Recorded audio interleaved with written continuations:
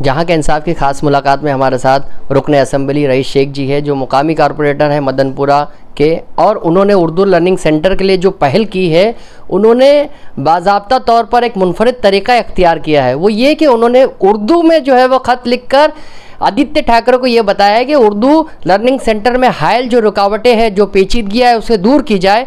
तो रईस शेख से जानेंगे कि क्या पूरा मामला है और किस तरह से उन्होंने ये उर्दू में ख़त लिखने की ज़रूरत क्यों पेश आई।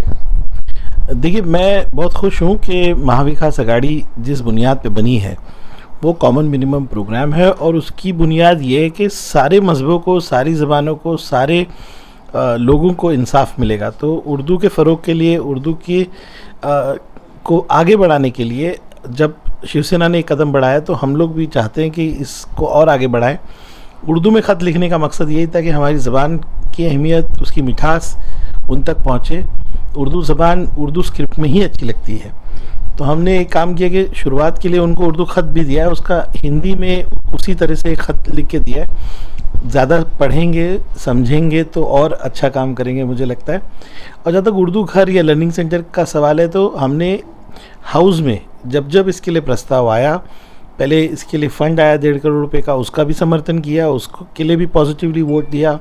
बाद में जो सरकार की ज़मीन को लेना चाहते थे तब भी प्रस्ताव आया, तब भी सपोर्ट किया। और जब भी कोई प्रस्ताव आएगा तो हम समाजवादी पार्टी का पक्ष बहुत क्लियर है कि हम सपोर्ट करेंगे। लेकिन उर्दू घर की ओरिजिनल जो आवाज़ उठाई गई थी या मांगनी की गई थी, वो 2012 और 17 के बीच में, जब सुनील प्रभु जो है मेयर थे तब। लेकिन शिवसेना बीजेपी के साथ थी।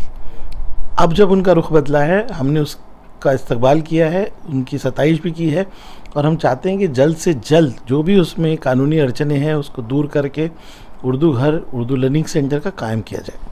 नहीं, ऐसा भी है, सियासत भी हो रही है वहाँ पर, यानी बीजेपी उसकी मुखालिफत कर रही है खुल के, कुछ लोग सामने आ रहे हैं, इस तरह की चीज़ें, माहौल तैयार किया जा रहा है उर्दू के खिलाफ। शिवसेना को, हिंदुत्व को लेकर जो है वो बीजेपी मुखालिफत कर रही है, तो इस पर क्या कहना? देखिए, बीजेपी का तो काम ही है, बीजेपी की से तो लड़ना है ही। हाउस में हमने बीजेपी को इस चीज़ों का जवाब ज़ोरदार तरीके से दिया है, और बीजेपी पे ज़्यादा तवज्जो नहीं देना चाहिए, अपना काम करना चाहिए। बीजेपी कुछ नहीं कर सकती है। आज अक्सरियत महाविकास अघाड़ी की है, शिवसेना के साथ कांग्रेस, एनसीपी, समाजवादी पार्टी की अगर ताकत देखे तो कोई भी प्रस्ताव बीजेपी ना खारिज कर सकती है, ना ही कोई प्रस्ताव जो है बीजेपी पास कर सकती है।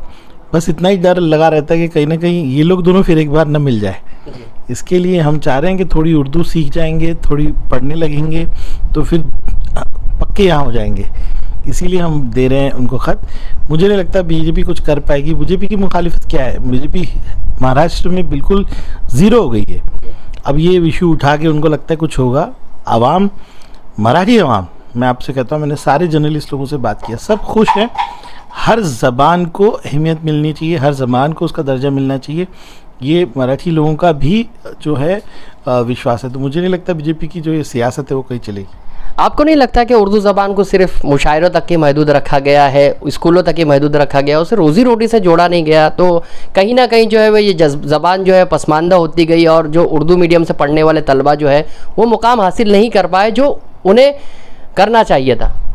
देखिए, इसीलिए मैंने उर्दू में ख़त लिखा है। जब तक सरकार एक्सेप्ट नहीं करती, एक मकाम नहीं देती उर्दू को, तो आप उसको रोज़ी रोटी से जोड़ ही नहीं पाएंगे।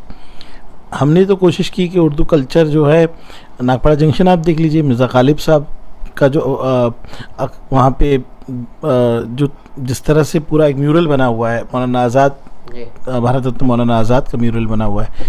कल्चरली तो हम बढ़ेंगे, क्योंकि उर्दू में ऐसी तासीर है कि उर्दू अपनी जगह खुद बना लेती है। जो भी सुनता है, आज पूरे मुल्क में आप देखिए एक अलग क्रेज़ है उर्दू का। आप किसी भी मज़हब से हो, लेकिन आप उर्दू से नफ़रत नहीं कर सकते, क्योंकि उर्दू में अपनी खुद की तासीर इतनी बहुत ज़्यादा है। रोज़ी रोटी से जोड़ने के लिए जब तक सरकारें पॉजिटिव नहीं होती और उसके लिए तमाम लोग कोशिश नहीं करते तो नहीं हो सकता। मुझे उम्मीद है आदित्य ठाकरे साहब से ये हमारा पहला इंटरेक्शन है, लेकिन उर्दू का ख़त पढ़ के उनको लगा होगा कि हाँ, ये ज़बान को हमको कहीं ना कहीं तरजीह देकर आगे बढ़ाना चाहिए।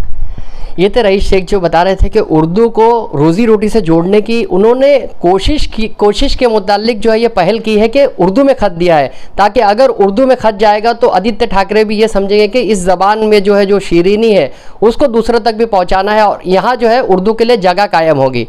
जहाँ के इंसाफ की खास रिपोर्ट।